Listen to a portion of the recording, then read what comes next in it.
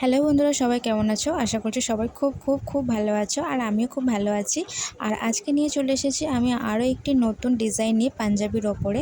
আর এটি ছিল নববর্ষের পরে আমার প্রথম একটি কাজ, তাও আবার বিয়ের জন্য। আর সত্যি কথা বলতে এর আগে কখনো কেউ আমাকে এরকম বিয়েতে পরার জন্য পাঞ্জাবি অর্ডার করেনি। যেহেতু বিয়েতে পরার জন্য পাঞ্জাবিটি অর্ডার করেছিল, তাই কাস্টমারের ডিমান্ড ছিল একটু ভারী ধরনের ডিজাইন করতে, তাও আবার কলকার ওপরে। তাই কাস্টমারের আবদার রাখতে বানিয়েই ফেললাম তার মনের মতন ডিজাইনটা, আর কিছুটা আমি আমার মতনও করেছি। তাই তোমরাও যদি কোনো বিয়ে, পুজো বাড়ি বা অনুষ্ঠানের জন্য এরকম পাঞ্জাবি অর্ডার করতে চাও, অবশ্যই আমাকে ইনবক্স করো বা কন্ট্যাক্ট করো। আর পাঞ্জাবির ডিজাইনটা কেমন লেগেছে অবশ্যই আমাকে জানিও।